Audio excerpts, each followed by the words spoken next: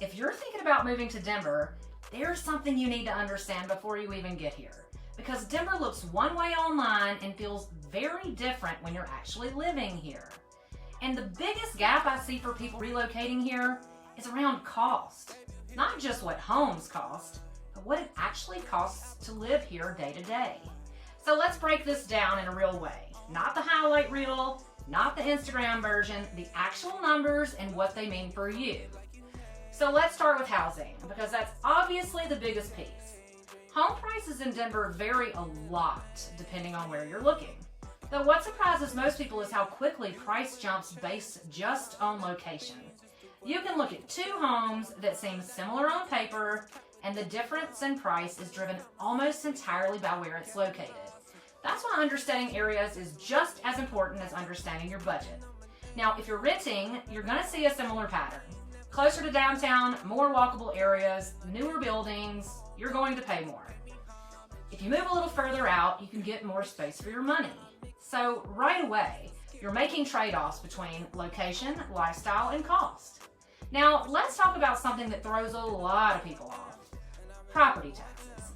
Colorado property taxes are actually relatively low compared to a lot of other states. So that part really surprises people in a good way. But home prices are higher. So even with a lower tax rate, your overall monthly cost can still feel significant. And then we have insurance, which has been increasing. You have utilities, which can fluctuate obviously depending on the home and the time of year. And all of that adds into your monthly number, of course. Now, let's move behind housing though, because this is where people really get caught off guard. This is your lifestyle costs. Denver is an active city. People go out, we eat out, they travel, people ski. And those things add up quickly. Going out to dinner here is not cheap. Coffee shops, fitness, events, it all adds up faster than people expect. And if you're moving from a lower cost of living area, you're going to really feel that shift. Now, let's talk about transportation. Denver is not a city where you can always rely on public transit, depending on where you live. So most people have a car. So that means gas, insurance, maintenance, parking, depending on your area. Again, another layer of cost.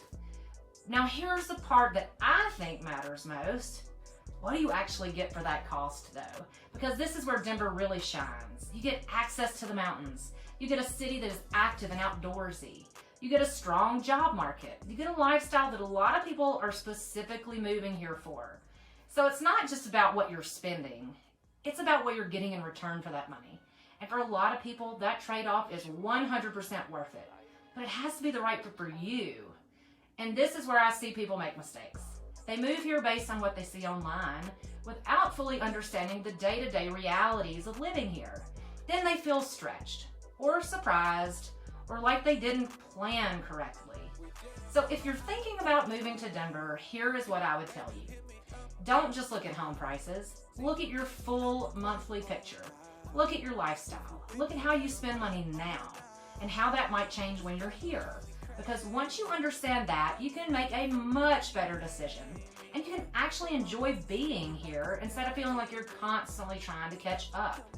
So if you're considering a move and you actually want to talk through what this looks like for you, your budget, your options, where you should be looking, reach out to me. We'll map it out clearly so you know exactly what to expect before you make the move. Because the goal isn't just to move to Denver, it's to move here, have a great time, and to feel good about it.